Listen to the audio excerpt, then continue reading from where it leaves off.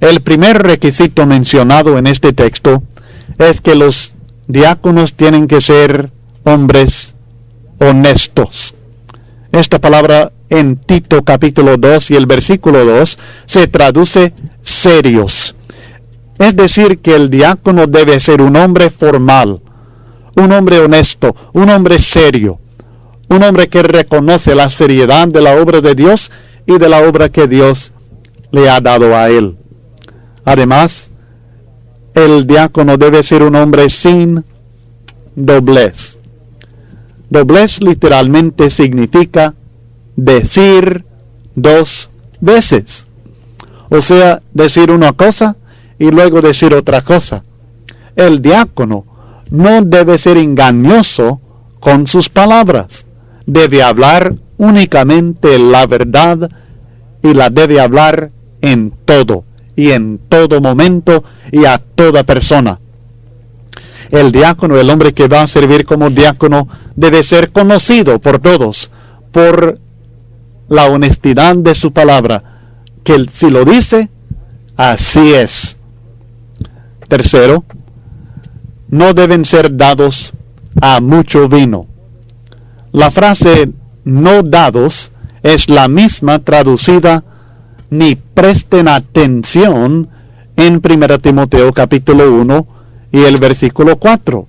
O sea que no deben prestar atención al vino. Ser dado a algo es tenerlo cerca, atenderlo, entregarse a ello. Veremos más sobre este asunto del vino en nuestra explicación de 1 Timoteo 5:23, pero basta decir que el diácono, como todo cristiano, no debe embriagarse. En Efesios 5:18, la Biblia nos exhorta a no embriagarnos con el vino, sino ser llenos del Espíritu Santo.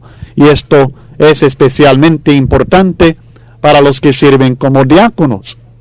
Creo que este es el significado de la frase no dados a mucho vino, que no debe embriagarse.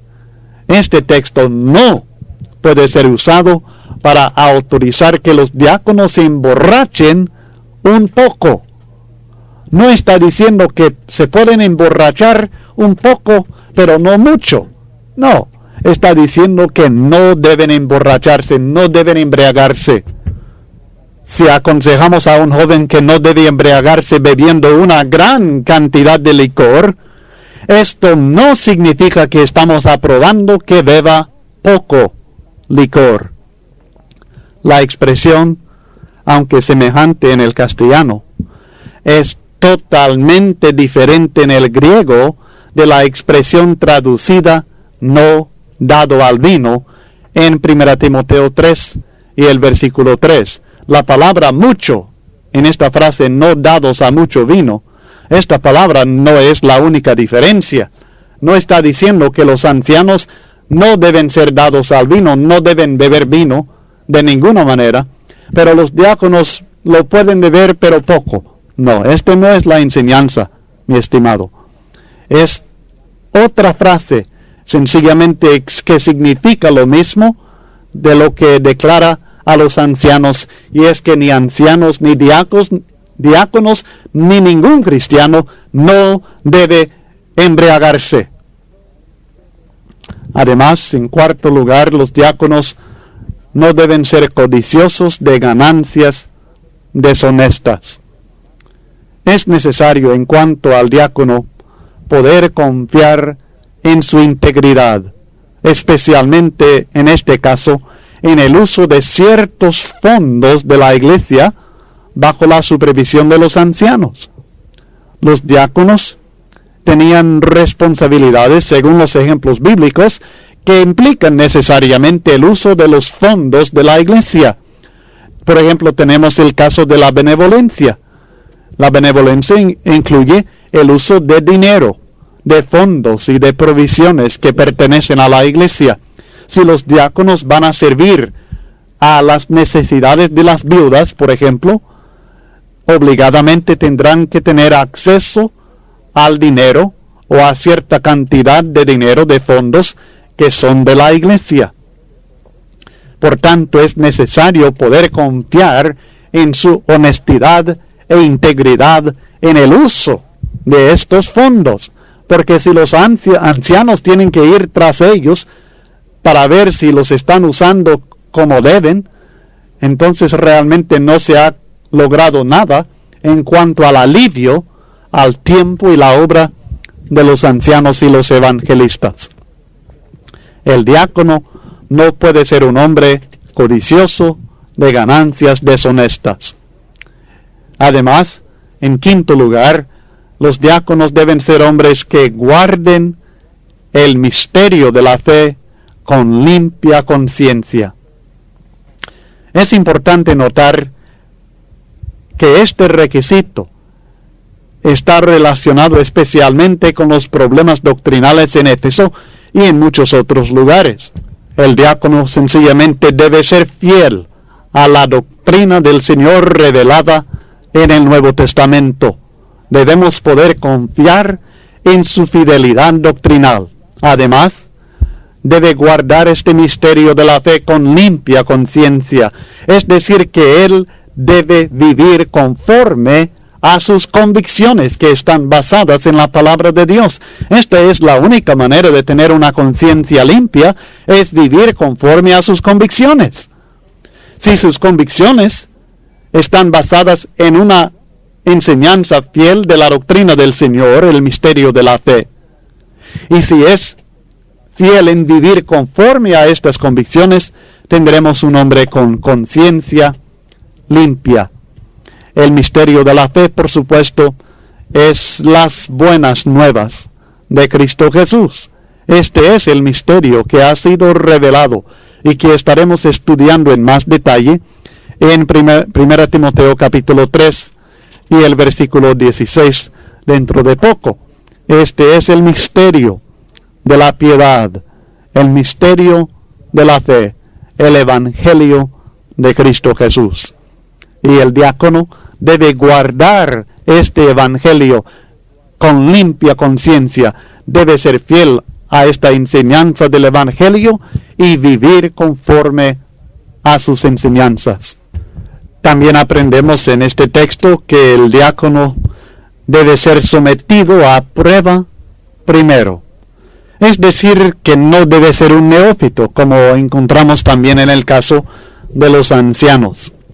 Debe ser un hombre irreprensible.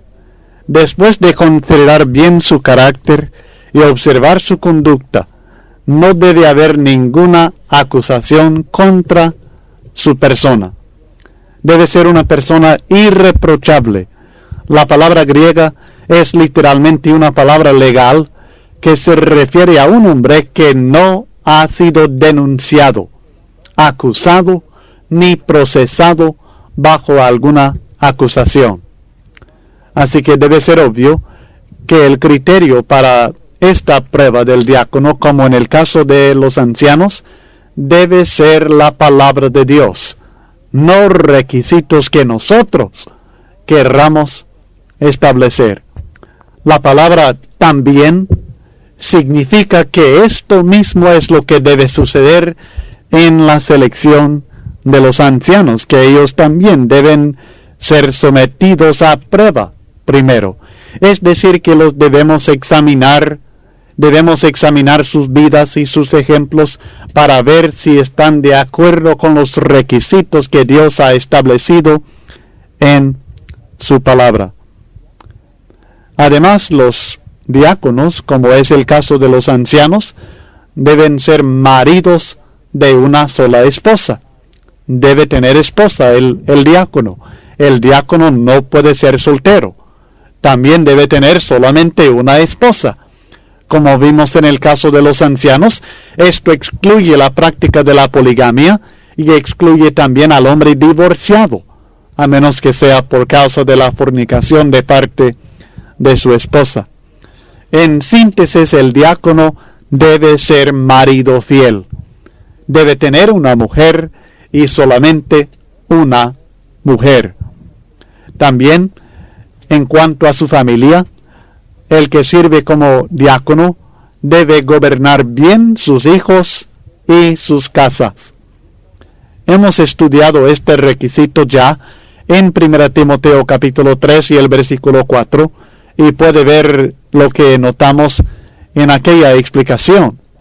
El texto no dice específicamente que sus hijos tienen que ser cristianos fieles. Por tanto, esto es algo que encuentro difícil exigir para ser diácono. La importancia de la responsabilidad del hombre como cabeza del hogar, no obstante, se nota claramente en este requisito. Su influencia como cristiano está ligada estrechamente con su función como esposo y padre. Esto es lo que el mundo está observando, es lo que los demás hermanos están observando, y para servir con toda su influencia positiva, es importante que el hermano que va a servir como diácono, como fue el caso con los ancianos, y lo es por supuesto con el evangelista, debe funcionar bien en el hogar, como cristiano, esposo y padre. En el versículo 11 de 1 Timoteo capítulo 3, encontramos una referencia a las mujeres. Las mujeres asimismo sean honestas, no calumniadoras, sino sobrias, fieles en todo. Encuentro dos interpretaciones posibles en cuanto a estas mujeres. Es posible, en primer lugar, que sean mujeres que sirven a la iglesia. Estas son lo que algunos llaman diaconisas. En este caso, los requisitos en este versículo serían para la selección de mujeres con un servicio especial en la iglesia. Naturalmente no se trata de diaconisas que tengan alguna autoridad en la iglesia, sino de personas que sencillamente sirven a la iglesia para aliviar a los ancianos y los demás hermanos, sirviendo en maneras muy especiales de acuerdo con los requisitos establecidos ya para las mujeres en 1 Timoteo capítulo 2. Pero mi convicción personal es que estas mujeres son las esposas de los diáconos y probablemente de los ancianos. La palabra mujer bien puede ser mujer, hablando sencillamente de personas femeninas, o puede ser la mujer, la esposa de una persona. Y es mi convicción que de esto se trata. En este caso, los requisitos en 1 Timoteo 3:11 son otro requisito para guiar a la iglesia en la selección de los diáconos y los ancianos. Las esposas de estos hermanos deben llenar estos requisitos, así como encontramos ciertos requisitos espirituales para los hijos de los ancianos. También en su hogar son muy importantes sus esposas, y ellas deben llenar estos requisitos de ser honestas, no calumniadoras, sino sobrias y fieles en todo. Uno de los motivos por aceptar esta interpretación es que el capítulo 3 y el versículo 12 dice específicamente que los diáconos deben ser maridos. Esto incluiría a las mujeres del servicio especial del diaconado, y naturalmente no lo pueden ser. Las mujeres no van a ser maridos. Otro motivo es que la introducción de otro grupo especial, o sea, diaconisas, en el capítulo 3 y el versículo 11 sería una interrupción de los requisitos de los diáconos que luego se continúan en el versículo 12. Además, cuando el apóstol Pablo saludó a la iglesia en Filipenses 1 y el versículo 1, menciona a los ancianos y los diáconos, pero no dice nada con respecto a las supuestas diaconisas. Entiendo que es posible que sean incluidas en la salutación a los diáconos, pero no se mencionan por aparte. La traducción diaconisa en Romanos 16 y el versículo 11, que es el único texto que emplea esta frase, bien pudiera haber sido sierva, porque la palabra significa sierva. Pero en caso que la primera interpretación, es decir, que sean mujeres que sirven a la iglesia como diaconisas. Serían mujeres como la hermana Febe, que sirven a la iglesia bajo las instrucciones ya estudiadas en 1 Timoteo 2, 11 al 12. Y veremos más sobre esta posibilidad en el capítulo 5 cuando estudiamos acerca de ciertas viudas que sí sirvieron a la iglesia en una forma muy especial. Así que, francamente, no estoy completamente seguro del significado de las mujeres mencionadas en el versículo 11. Pueden ser siervas de la iglesia, semejantes a los diáconos, pero que sirven bajo los requisitos impuestos para mujeres en las Escrituras, o pueden ser las mujeres o esposas de los diáconos y probablemente de los ancianos también. Pero sea cual sea el caso, estas mujeres, y quizá toda mujer cristiana, deben ser honestas. Como hemos estudiado en el caso de los hombres, esto significa una mujer seria, formal. No deben ser calumniadores. Es interesante notar que esta palabra calumniadora se traduce de la misma palabra que diablo. ¿Sí? La palabra griega es diabolos. Una persona que difama el carácter de alguien es una calumniadora. Una persona que acusa falsamente. Y la mujer no debe ser así. No debe ser una de aquellas mujeres chismosas que buscan los errores de otra persona y se dan la tarea de comunicar esta información maligna a los demás. Es fácil ver los resultados negativos si ya sea la esposa de un diácono o una sierva de la iglesia tuviera ese carácter de chismosa.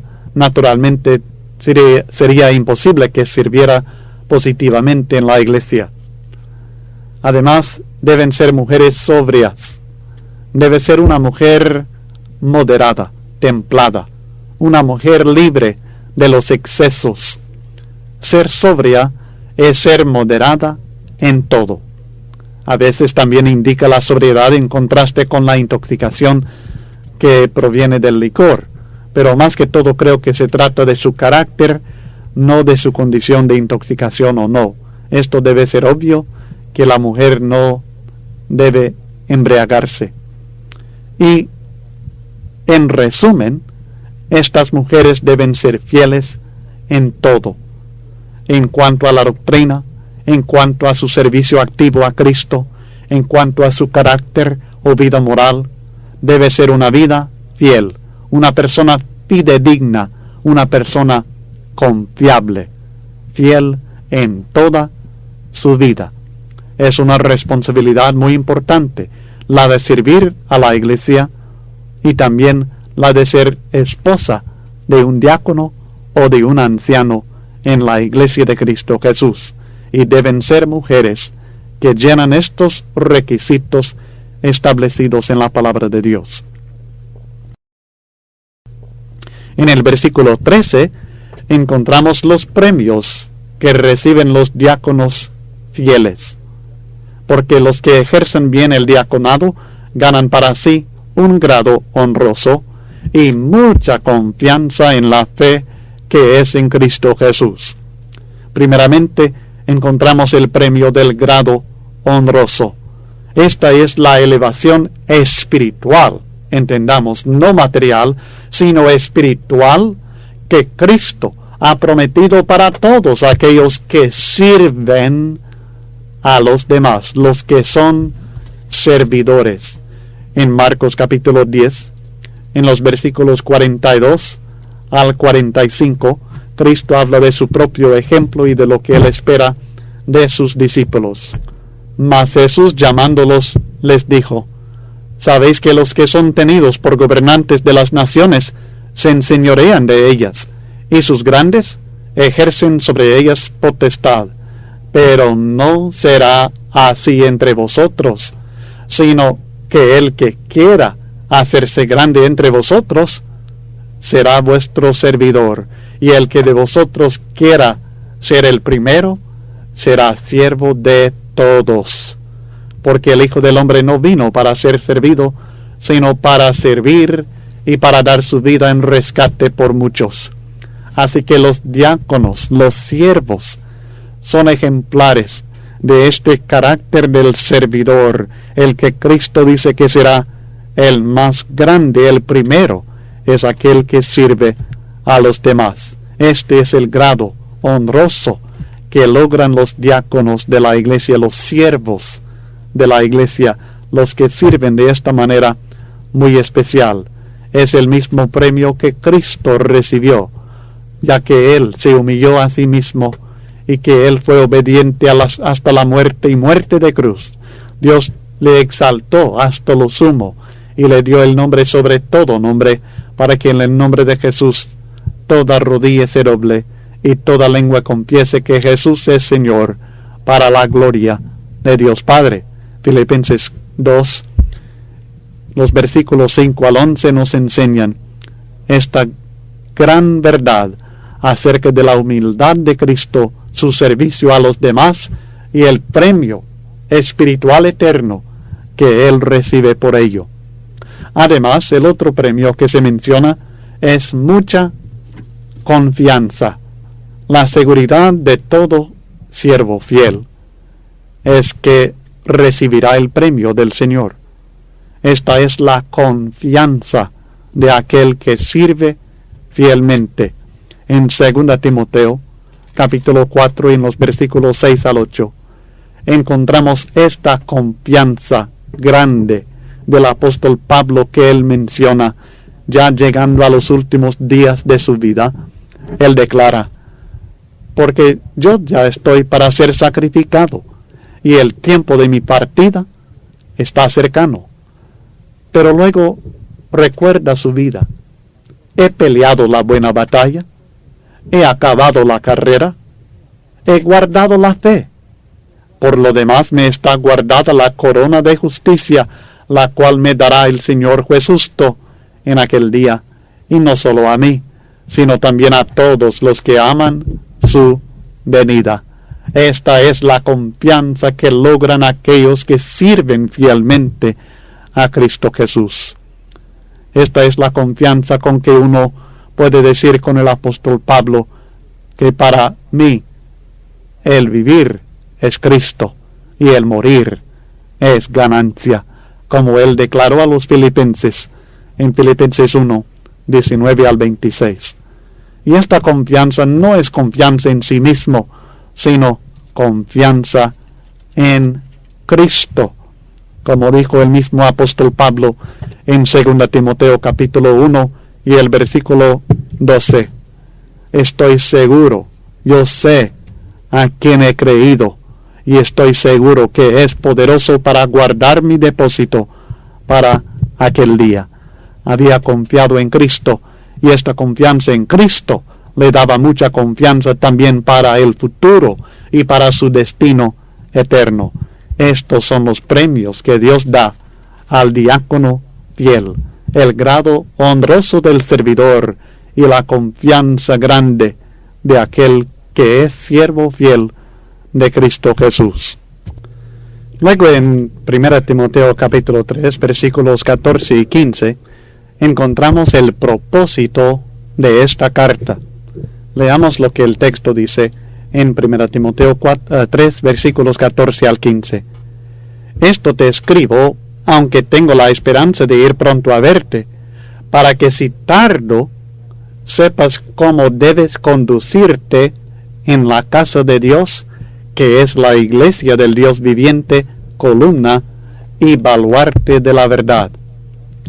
Primeramente nos presenta esta carta los deberes del evangelista en la iglesia de Dios. El propósito específico de esta carta es instruir al predicador, en este caso Timoteo, pero por aplicación todo predicador, sobre sus responsabilidades en la iglesia. Y debe ser muy evidente que estas responsabilidades no han cambiado para nuestro tiempo. El evangelista en nuestro tiempo tiene las mismas responsabilidades que tenía Timoteo en aquel tiempo, es decir, desde el punto de vista de Dios, tal vez no desde el punto de vista del predicador, ni desde el punto de vista de la iglesia, podamos nosotros agregar otros criterios, pero la verdad es que Dios nos ha revelado su criterio sobre el deber del evangelista en esta carta y en otras partes del Nuevo Testamento. Y esto es muy importante porque la conducta del evangelista en relación a la iglesia es muy importante para el éxito de la obra de Dios. Estamos notando en 1 Timoteo capítulo 3 y el versículo 15 que el propósito de escribir esta carta era para instruir a Timoteo y a todo evangelista en cómo debe conducirse en la iglesia del Señor.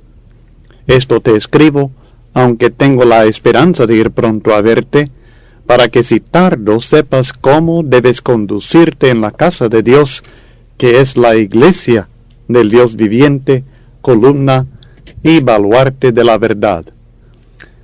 Y cuando analizamos esta epístola, esta carta a Timoteo, encontramos varios deberes diferentes que se presentan para el evangelista, y esto nos da un concepto más exacto de cuál debe ser la obra del evangelista. Los deberes presentados en esta carta tienen que ver con doctrinas falsas y las personas que las enseñan, y cuál debe ser la actitud del evangelista hacia estas personas. Ya hemos considerado parte de esto en el capítulo 1. Tienen que ver también con sus deberes en cuanto a la oración, que estudiamos en el capítulo 2, y la conducta de la mujer cristiana también en ese capítulo.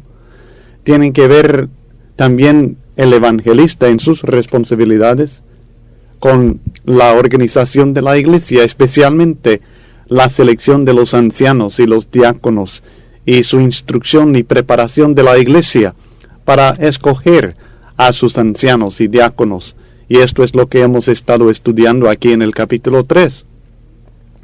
También es muy importante el ejemplo personal del evangelista, incluyendo su estudio de la palabra y su conducta personal.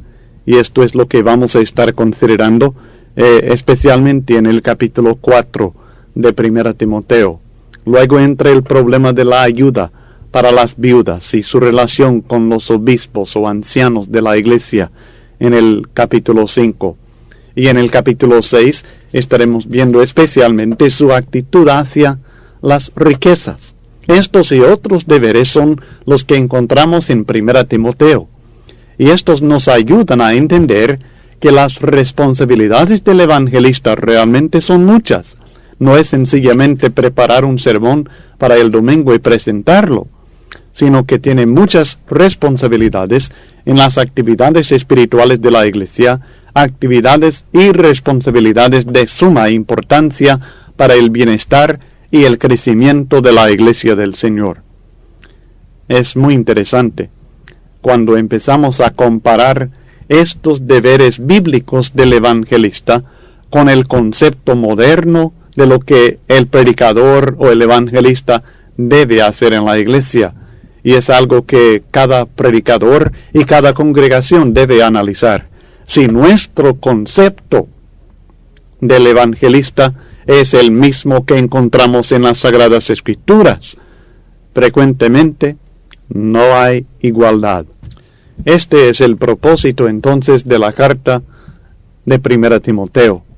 Pero si analizamos lo que dice el texto aquí en 1 Timoteo capítulo 3 versículos 14 al 15, la ocasión o lo que hizo que Pablo escribiera en esta ocasión era la incertidumbre que tenía en cuanto a sus planes de viaje. Él dice, esto te escribo, aunque tengo la esperanza de ir pronto a verte, para que si tardo, sepas estas cosas. Así que Pablo bien hubiera podido comunicar esto personalmente, pero como no había seguridad de poder visitar a Timoteo pronto, entonces tuvo que escribir la carta, se vio obligado a escribirle para comunicarle este mensaje de suma importancia, y esto naturalmente como parte del plan divino de la providencia de Dios que nos proveyó a nosotros también estas instrucciones en cuanto a los deberes del evangelista y cómo debemos conducirnos en la iglesia de Dios. Es interesante notar también la manera en que el apóstol Pablo describe a los cristianos en esta declaración. Él dice que es la casa de Dios, la iglesia del Dios viviente, columna y baluarte de la verdad. Primeramente declara que somos la familia de Dios, la casa de Dios. Cuando habla de la palabra casa en este texto, no está hablando del edificio, de la construcción, de la habitación, sino que está hablando de la familia. Los que están en mi casa se compone de las personas que están en mi hogar. Entonces la familia de Dios somos nosotros. Le quiero señalar 3 textos en el Nuevo Testamento que confirman este uso de la palabra casa en referencia no a la construcción material, sino a las personas, la familia que habita aquel lugar. Primeramente en Lucas capítulo 10 y el versículo 5, Cristo hablando a los discípulos, los 70, acerca de su misión, y les habla de que cuando llegan a alguna casa, en cualquier casa donde entréis, primeramente decid, paz sea a esta casa. Ahora, ahí no está hablando de que la casa de madera o de ladrillo o de lo que sea reciba esta paz, sino que son los que moran en aquella casa que van a recibir esta paz. Luego en el capítulo 11 y el versículo 17 también, Cristo dice, todo reino dividido contra sí mismo es asolado, y una casa dividida contra sí misma cae. Está hablando de la madera y los clavos y el ladrillo y todo esto, que es una casa dividida contra sí misma que cae. No, está hablando de las personas, está hablando de los individuos. Cuando la familia está dividida contra sí misma, no puede tener éxito, no puede superar sus problemas. Luego en Hebreos capítulo 3, encontramos en el versículo 6 una referencia a Cristo. Pero Cristo como hijo sobre su casa, la casa de Dios, la cual casa somos nosotros, si retenemos firme hasta el fin la confianza y el gloriarnos en la esperanza.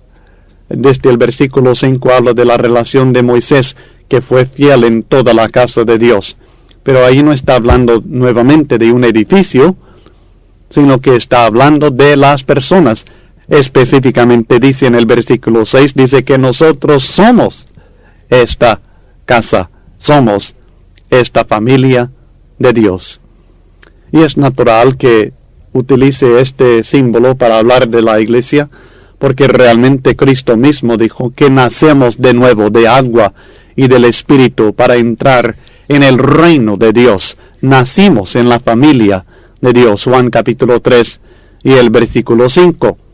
Y ser parte de la familia de Dios significa que tenemos privilegios muy grandes, pero también, como en todo hogar, en toda familia, significa que tenemos también responsabilidades muy importantes que nosotros tenemos que cumplir si queremos ser considerados como miembros fieles de la familia de Dios. En cuanto a nuestra relación unos con otros, la iglesia debe ser como una familia, en amor y en comunión. Debemos amarnos como verdaderos hermanos. Por esto nos llamamos hermanos unos a otros. No se trata de un título religioso, sino que se trata de una relación espiritual, porque somos familia de Dios. Y si todos somos familia de Dios, los que estamos en Cristo, los que hemos nacido de agua y del Espíritu, entonces somos hermanos. Y debemos fomentar esta hermandad y esta comunión y amor fraternal en la iglesia de Dios, que somos casa de Dios. Pero además, somos también la iglesia del Dios viviente. La palabra iglesia significa los llamados. Entonces somos los que han aceptado el llamamiento de Dios. El apóstol Pablo nos instruye en 2 Timoteo capítulo 2 y el versículo 14 que somos llamados por medio del Evangelio de Cristo.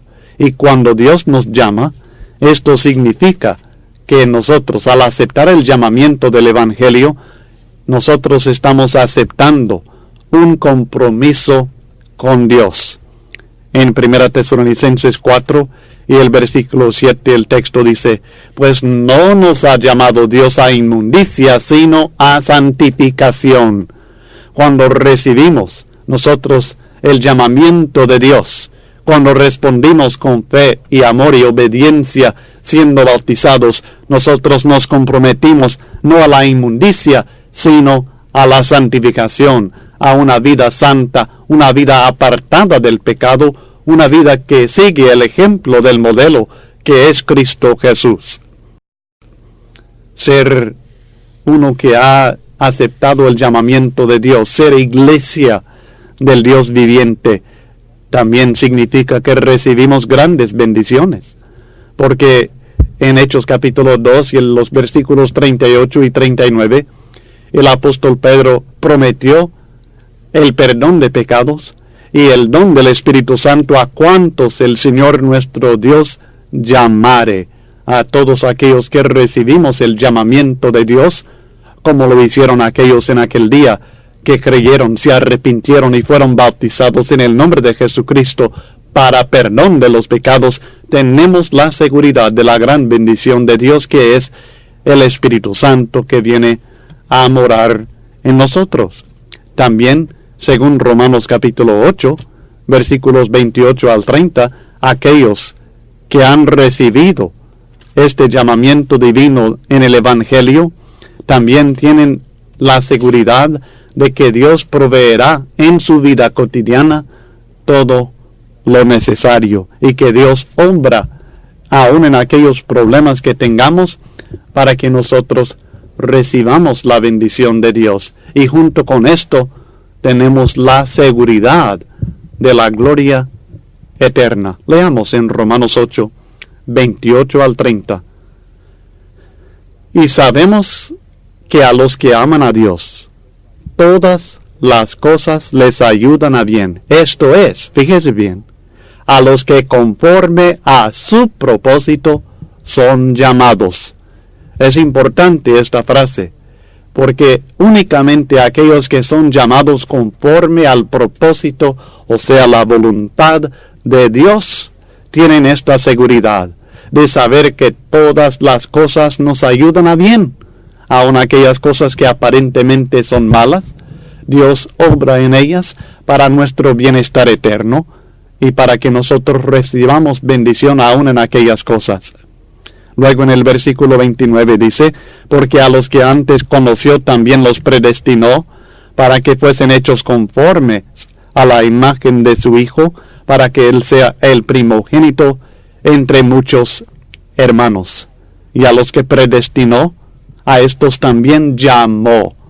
Y a los que llamó, a estos también justificó. Y a los que justificó, a estos también glorificó. Entonces, ser iglesia de Dios significa que hemos sido conocidos de antemano por Dios, que Él sabía cuál sería nuestra reacción al Evangelio de amor, y que Él, por tanto, nos predestinó a algo. ¿A qué nos predestinó? Nos predestinó, según el texto, a ser hechos conformes a la imagen de su Hijo, a ser como Cristo Jesús, y a recibir como coherederos con Él la bendición eterna. Y ya después nos llamó y recibimos este llamamiento, conforme a lo que Dios ya sabía que haríamos, y luego Dios nos justificó, nos perdonó todos nuestros pecados, y entonces nos glorificó, nos aseguró de la gloria eterna. Esto es lo que es ser iglesia del Dios viviente, los llamados de Dios, llamados por el Evangelio para santificación y para recibir grandes bendiciones de Dios, conforme a su propósito eterno que estableció antes de la fundación del mundo. Además, el texto en 1 Timoteo 3 dice que somos la casa de Dios, la iglesia del Dios viviente, y somos columna y baluarte de la verdad. Es decir, que nosotros apoyamos la verdad de Dios, somos heraldos de la verdad. El propósito principal del cristiano y de la iglesia de Cristo es la predicación de la palabra de Dios.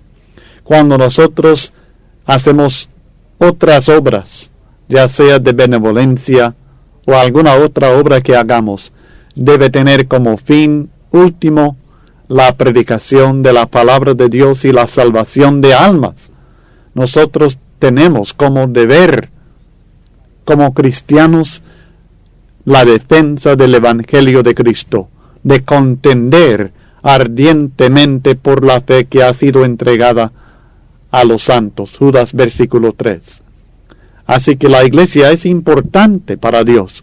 En el plan divino, la iglesia tiene un papel muy importante en la presentación y la defensa de la verdad de Dios. Y no debemos olvidar que como cristianos, ni como iglesia, ni como predicadores, nosotros no somos fuente de la verdad, sino columna y baluarte de la verdad. La iglesia no es fuente de la verdad, ella soporta la verdad, es columna que soporta la verdad y es baluarte que defiende la verdad. La verdad no proviene de nosotros, la verdad proviene de Dios. Nuestra responsabilidad como cristianos y como iglesia de Dios es enseñar y practicar la verdad. Y hablando de la verdad más importante en todo el mundo es lo que la Biblia llama a veces el misterio. Aquí en 1 Timoteo 3:16, el misterio de la piedad. El versículo 16 de 1 Timoteo 3 dice: e indiscutiblemente grande es el misterio de la piedad. Dios fue manifestado en carne, justificado en el Espíritu, visto de los ángeles, predicado a los gentiles, creído en el mundo, recibido arriba en gloria. El misterio que es Jesucristo es un misterio revelado. Era misterio durante el tiempo del Antiguo Testamento, pero ahora ha sido revelado. Esto lo encontramos declarado en varios textos del Nuevo Testamento. Por ejemplo, en Romanos capítulo 16, en los versículos 25 al 26, el apóstol Pablo dice: y al que puede confirmaros según mi evangelio y la predicación de Jesucristo, según la revelación del misterio que se ha mantenido oculto desde tiempos eternos, pero que ha sido manifestado ahora. Cuando predicaban a Jesucristo, cuando predicaban el Evangelio, esto era la revelación del misterio que durante tiempos del Antiguo Testamento y desde el principio del mundo había estado oculto. Se había mantenido oculto, pero ahora ha sido manifestado, ha sido revelado. El apóstol Pablo declara en Efesios capítulo 3, en los versículos 3 al 5, que no solamente él conocía el misterio, sino que nosotros ahora lo podemos conocer también al leer lo que él ha escrito acerca de este misterio de Cristo Jesús. Que por revelación, dice el texto en Efesios 3:3, por revelación me fue declarado el misterio, como antes lo he escrito brevemente, leyendo lo cual podéis entender cuál sea mi conocimiento en el misterio de Cristo. Misterio que en otras generaciones no se dio a conocer a los hijos de los hombres, como ahora es revelado a sus santos apóstoles y profetas por el Espíritu. Así que en estos versículos del 3 al 5 de Efesios aprendemos que durante el tiempo del Antiguo Testamento Dios no reveló la explicación de este misterio, pero ahora ha sido revelado a los apóstoles y profetas de Cristo Jesús, y por medio de la inspiración de ellos, nosotros tenemos este misterio explicado en el Nuevo Testamento, y lo podemos entender al leer las Escrituras inspiradas por obra del Espíritu Santo. El misterio de la piedad es grande, indiscutiblemente lo es, pero es un misterio ya revelado, un mensaje maravilloso para nosotros, y este misterio es Jesucristo. En Colosenses capítulo 1 y el versículo 27, el apóstol Pablo dice que es Cristo en el ser humano el que le da la esperanza de gloria para gentiles y para judíos. El texto bíblico dice, Colosenses 1:27, a quienes Dios quiso dar a conocer las riquezas de la gloria de este misterio entre los gentiles, que es Cristo en vosotros, la esperanza de gloria. ¿Qué es ese misterio? Que Cristo en nosotros es nuestra esperanza de gloria.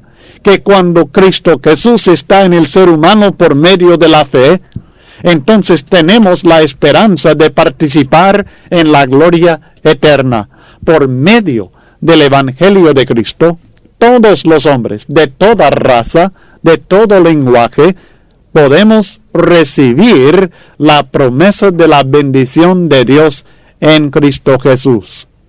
La predicación del Evangelio de Jesucristo, sencillamente, es la revelación del misterio. Por ejemplo, en 1 Timoteo capítulo 1 y los versículos 10 al 12, escuchamos lo que dice el apóstol Pedro en cuanto a la revelación del misterio y su anuncio en la predicación del Evangelio. Los profetas que profetizaron de la gracia destinada a vosotros, inquirieron y diligentemente indagaron acerca de esta salvación. Está hablando acerca de los profetas del Antiguo Testamento. Y dice que ellos profetizaron de esta gracia. Sabemos que el Nuevo Testamento cumple profecías del Antiguo. Pero ellos deseaban saber, indagaban acerca de esta salvación, escudriñando qué persona y qué tiempo indicaba el Espíritu de Cristo que estaba en ellos, el cual anunciaba de antemano los sufrimientos de Cristo y las glorias que vendrían tras ellos. Estos profetas trataban de averiguar a quién tenían referencia las profecías y en qué tiempo se iba a cumplir. A estos se les reveló, dice el versículo 12, que no para sí mismos, sino para nosotros administraban las cosas que ahora os son anunciadas por los que os han predicado el Evangelio por el Espíritu Santo enviado del cielo, cosas en las cuales anhelan mirar los ángeles.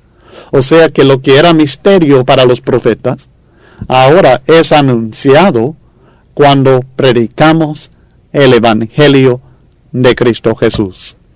Así que la predicación del Evangelio es la revelación del misterio. Y el Evangelio, por supuesto, es la muerte, sepultura y resurrección de Cristo. Predicar a Jesucristo y a este crucificado es anunciar este misterio. Esto es lo que Pablo está aclarando en 1 Corintios capítulo 2 en los primeros versículos.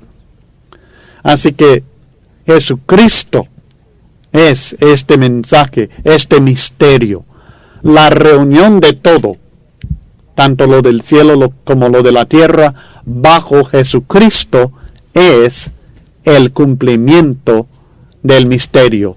Sabemos que Cristo tiene toda potestad tanto en el cielo como también en la tierra, y que Él es Rey y Rey de reyes.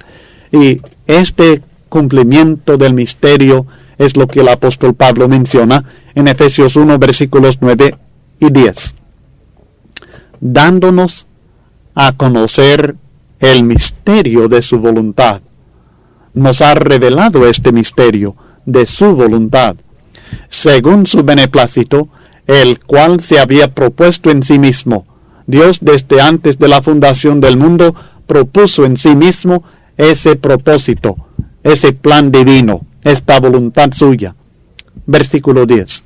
De reunir todas las cosas. Esto es lo que Dios propuso. Este es el misterio. Esto es lo que ahora se revela.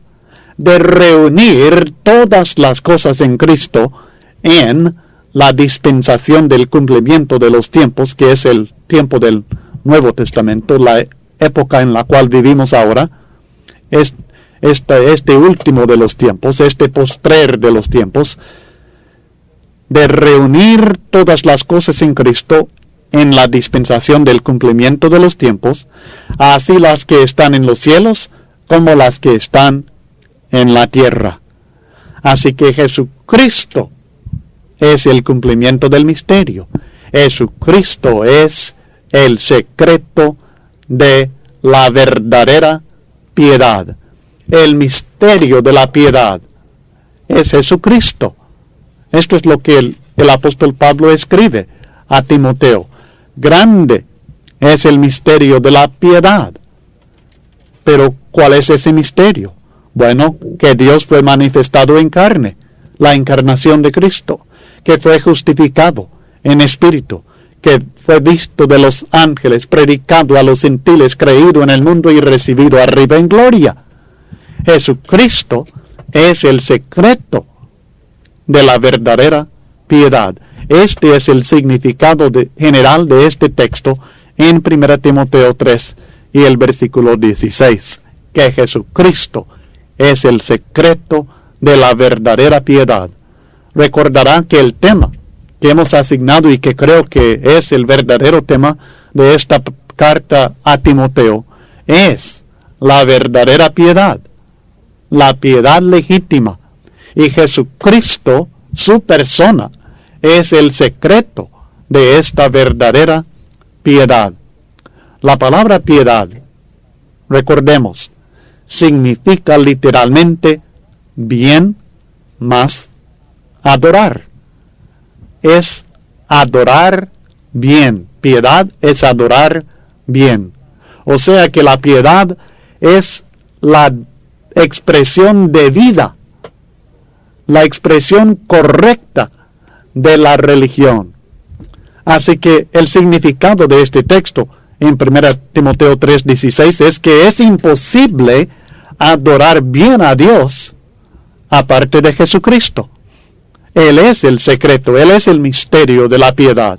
No podemos adorar bien a Dios aparte de Jesucristo. Para agradar a Dios es necesario creer en Jesucristo y ser obediente a Él. Por ejemplo, podemos llegar al Padre, ¿cómo? Bueno, únicamente por medio de Jesucristo. Nadie viene al Padre sino por mí. Juan 14:6. Y la adoración que ofrecemos a Dios, ¿cómo la ofrecemos? Bueno, por medio de Jesucristo, nuestro único mediador, como Él ha aclarado aquí en 1 Timoteo 2 y el versículo 5. Nos acercamos al trono de gracia lleno de confianza y seguridad. ¿Cómo? Por medio de nuestro mediador Jesucristo, Hebreos 4, 14 al 16, y lo repite en Hebreos 10, en los versículos 19 al 22, que habla del camino que Cristo abrió para nosotros hacia el lugar santísimo por medio del velo, es decir, su carne, su sacrificio por nosotros. La vida que ofrecemos a Dios, la vida que es aceptable a Dios, es aquella en la cual Cristo vive. Ya no vivo yo, mas vive Cristo en mí. Gálatas 2 y el versículo 20. Y este es el verdadero culto racional que ofrecemos, un cuerpo sacrificado vivo a Dios. Romanos capítulo 12 y el versículo 1. Por tanto, en todo sentido, nosotros adoramos a Dios y servimos bien a Dios practicamos la verdadera piedad por medio de Jesucristo. Él es nuestro mediador, Él es el sacrificio que hace posible que lleguemos a Dios, Él es el mediador mediante el cual oramos a Dios, mediante el cual recibimos ayuda de Dios. La vida que Dios acepta es la vida en la cual realmente vive y la dirige Cristo Jesús. Así que Él es, en todo sentido, el secreto, el misterio de la verdadera piedad. En nuestro estudio ya hemos estado considerando que Jesucristo es el secreto de la verdadera piedad. Ahora en 1 Timoteo capítulo 3 y el versículo 16 específicamente queremos estudiar lo que el apóstol Pablo nos presenta en cuanto a lo que Dios hizo en Jesucristo para hacer posible la verdadera piedad en la vida del ser humano. El texto bíblico dice en 1 Timoteo 3:16, e indiscutiblemente grande es el misterio de la piedad. Dios fue manifestado en la carne, justificado en el Espíritu, visto de los ángeles, predicado a los gentiles, creído en el mundo, recibido arriba en gloria. El primer hecho, la primera verdad que se presenta es la encarnación. Dios fue manifestado en la carne. Dios se hizo hombre. Es una verdad innegable. La Biblia dice en Mateo capítulo 1 y el versículo 23 que Jesús es Emmanuel, Dios con nosotros. Sí, Dios se hizo hombre. Y esto obligadamente era necesario para lograr la redención del hombre. Por esto, Jesucristo se hizo hombre para redimirnos a nosotros los hombres. En Hebreos capítulo 2, versículos 14 al 18, habla el texto bíblico acerca de la importancia de esta encarnación de Jesucristo en relación a nuestra redención eterna.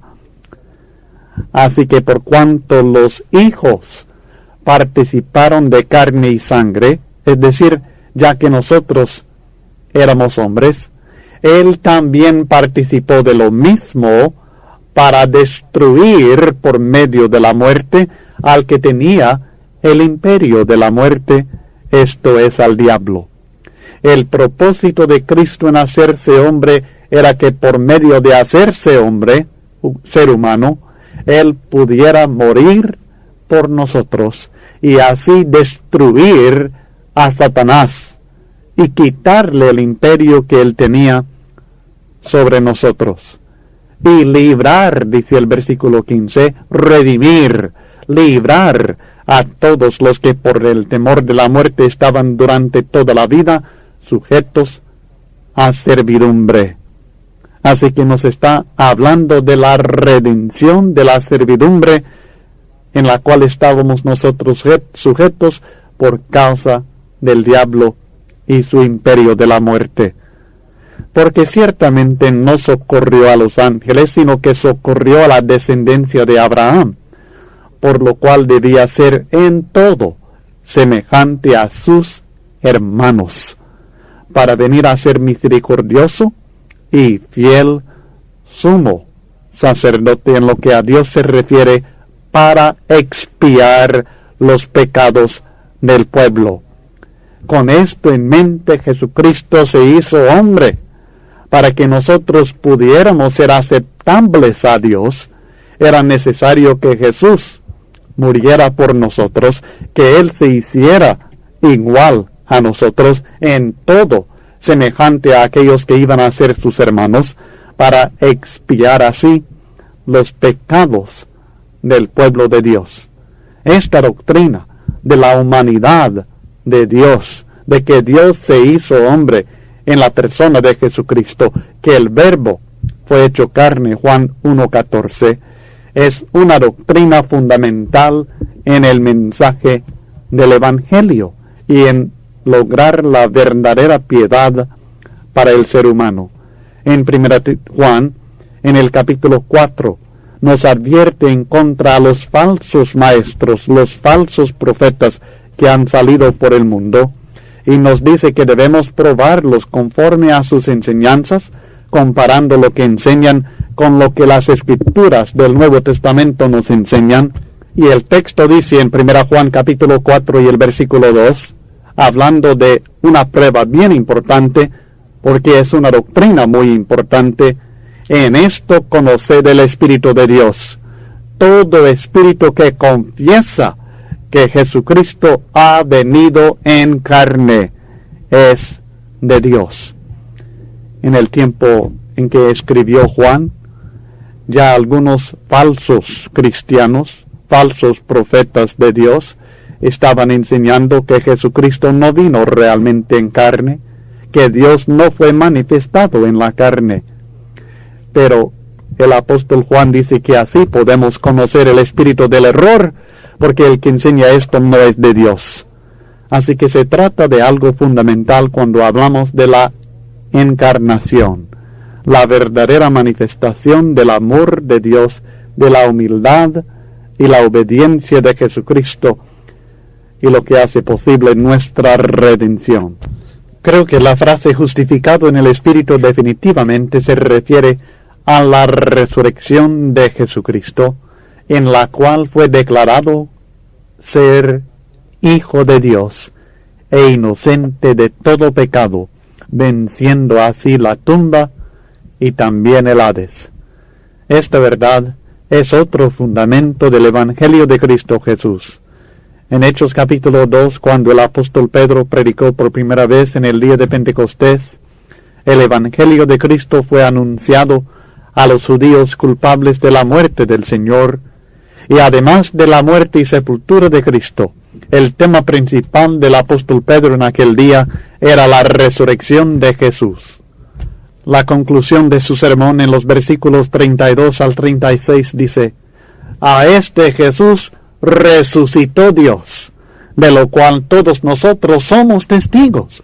El testimonio de los apóstoles que ellos tenían que dar acerca de la deidad de Jesucristo, que es Hijo de Dios, que es el Cristo de Dios, estaba basado principalmente en la resurrección de Jesucristo, en la cual Él fue justificado, declarado verdaderamente Hijo de Dios. Así que exaltado, dice el versículo 33, exaltado por la diestra de Dios y habiendo recibido del Padre la promesa del Espíritu Santo, ha derramado esto que vosotros veis y oís. Luego concluye en el versículo 36, sepa pues ciertísimamente toda la casa de Israel, que a este Jesús a quien vosotros crucificasteis, Dios le ha hecho Señor y Cristo. La prueba: está resucitado y ha derramado lo que ustedes vieron acerca de la obra del Espíritu Santo en este mismo día. La justificación en el Espíritu, la resurrección, es enseñanza fundamental del Evangelio y del misterio de la piedad. El Espíritu Santo estaba activando en la resurrección, según Romanos 8:11. Era el instrumento de Dios para resucitar al cuerpo de Jesucristo y darle así esta victoria. Y si el Espíritu de aquel que levantó de los muertos a Jesús mora en vosotros, el que levantó de los muertos a Cristo Jesús vivificará también vuestros cuerpos mortales por su Espíritu que mora en vosotros. Romanos 8:11. Jesucristo, su cuerpo fue resucitado mediante la obra del Espíritu Santo de Dios, declarando que Él es Hijo de Dios. En su resurrección, Jesucristo fue justificado, declarado justo, sin pecado. Los hombres lo consideraban como pecador, como mentiroso, como farsante, pero la Biblia dice que Cristo fue justificado al ser resucitado, justificado en el Espíritu. Jesucristo sabemos que era un hombre justo, que no tenía pecado, pero en su muerte Jesús parecía, repito, parecía estar bajo el castigo del pecado, que es muerte, pero en su resurrección se manifestó que Él es justo y que es realmente Hijo de Dios. Romanos 1:4 declara acerca de lo que Dios logró en la resurrección de Cristo, y fue declarado Hijo de Dios con poder según el Espíritu de Santidad por la resurrección de entre los muertos. Es en su resurrección que Jesucristo es declarado irrefutablemente Hijo de Dios.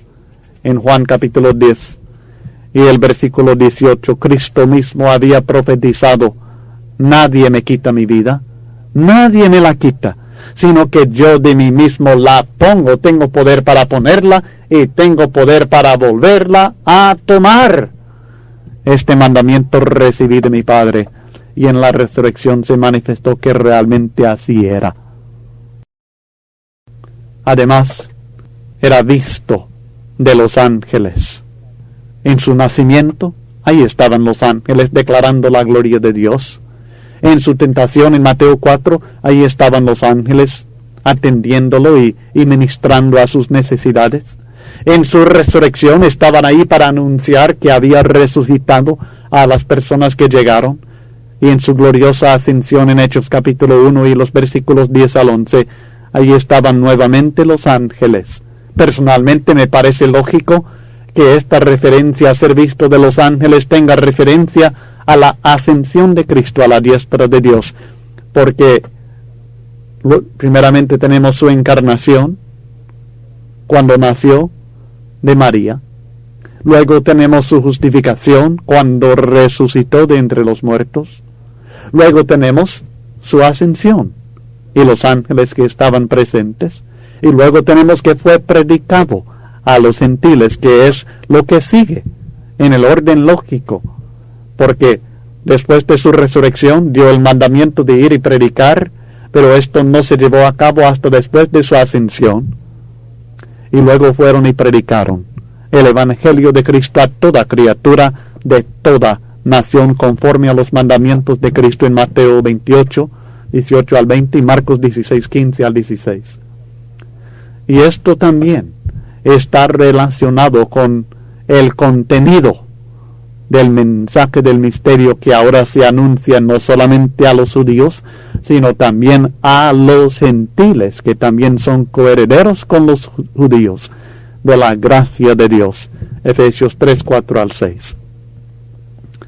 Además, este mensaje fue creído en el mundo, y esto es el resultado de la predicación del Evangelio. A pesar de toda la oposición, toda la maldad, todo el trabajo contrario del diablo, muchos en el mundo creyeron en él, y finalmente fue recibido en gloria. Ahí ascendió y ahí está reinando en gloria hasta que todo enemigo sea puesto por estrado de sus pies, y cuando en el día final será glorificado por todos los hombres. Fue exaltado ahora, y en el día final también lo será por todos aquellos que doblarán la rodilla y confesarán que Jesucristo es Señor, para gloria de Dios Padre. Filipenses 2, versículos 9 al 11. Este es el misterio de la piedad: Jesucristo, su vida, su muerte, su resurrección, su mensaje, su poderoso evangelio, su efecto en el mundo, su gloria eterna. Es por medio de él que nosotros alabamos a Dios, que nos acercamos a Dios, que podemos ofrecer verdadera piedad, verdadero servicio aceptable a Dios. Antes de seguir estudiando en el capítulo 4, debe repasar bien la información presentada en el capítulo 3 y contestar las preguntas sobre este capítulo.